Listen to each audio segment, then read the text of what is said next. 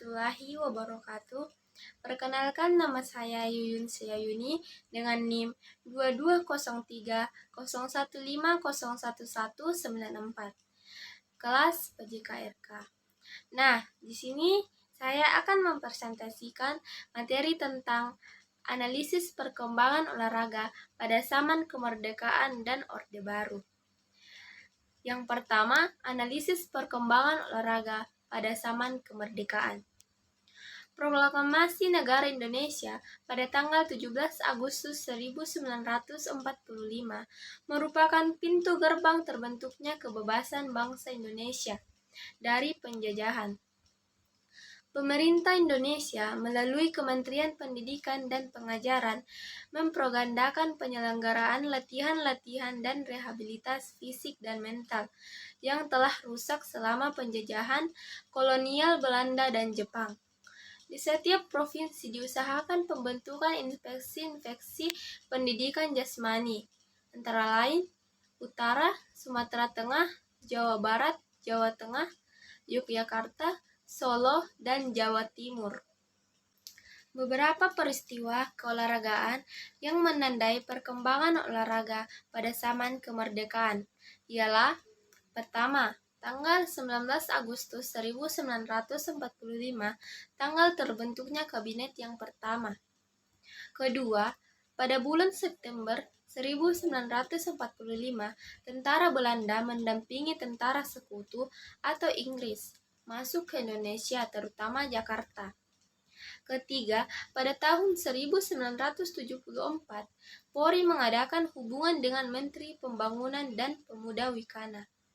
Keempat, Pekan Olahraga Nasional pertama di Solo adalah pekan olahraga yang sangat berkesan dan merupakan tonggak sejarah keolahragaan yang penting bagi bangsa Indonesia yang baru merdeka. PON 1 adalah PON Revolusi, PON Perjuangan, dan PON Penyebar Semangat sekaligus PON Persatuan. Kelima, setelah keamanan negara pulih kembali pada akhir tahun 1949 dan ketenangan bangsa Indonesia tercapai, maka gerakan olahraga yang telah berhenti itu digerakkan kembali dan dikembangkan. Keenam, di samping upaya peningkatan kondisi fisik dan mental bangsa Indonesia di masyarakat, juga ditingkatkan mutu prestasi olahraga, terutama di forum internasional. Ketujuh, mengingat akan keputusan Asian Games, Federation Dr. Ryotaro Asume pada upacara penutupan Asian Games keempat di Jakarta tahun 1962. Maka menjadi lebih kuatlah kebulatan tekad pemerintah Indonesia untuk mengintegrasikan sistem pembinaan olahraga di Indonesia. Kedelapan, PON 1 tahun 1948 di Solo merupakan rangsangan bagi para mahasiswa di Yogyakarta untuk mengadakan pekan olahraga antar perguruan tinggi. Bendera POM diciptakan oleh Sutopo, seorang guru yang menjadi siswa Akademi Seni Rupa Indonesia atau ASRI, Yogyakarta pada tanggal 20 Desember 1951. Lahirlah POM 1 yang dibuka oleh Menteri Pendidikan dan Kebudayaan. Demikianlah kisah lahirnya POM di Yogyakarta yang disusul dengan POM berikutnya sampai POM terakhir, POM 9. Sementara itu, pada tahun 1958, Indonesia dapat merebut Thomas Cup, lambang supremasi olahraga bulu tangkis pada waktu itu. Ke-10, tahun 1961 sampai tahun 1963 merupakan masa di mana olahraga Indonesia dapat menunjukkan kemampuannya di lingkungan olahraga internasional. Ke-11, pada tahun 1964, Indonesia membentuk Dewan Olahraga Indonesia atau DORI sebagai ganti Komando Gerakan Olahraga Indonesia atau KOGOR. Ke-12, Komite Olahraga Nasional Indonesia yang dibentuk berdasarkan musyawarah antara organisasi-organisasi induk cabang olahraga pada bulan September 1966 di Jakarta. Ke-13, dalam melaksanakan tugasnya tersebut, Komite Olahraga Nasional Indonesia senantiasa berhubungan erat dengan pemerintah, serta mengikuti petunjuk-petunjuk dari pemerintah melalui Menteri Pendidikan dan Kebudayaan. Nah, selanjutnya, analisis perkembangan olahraga pada zaman Orde Baru. Zaman Orde Baru merupakan babak baru dalam sejarah perkembangan bangsa Indonesia.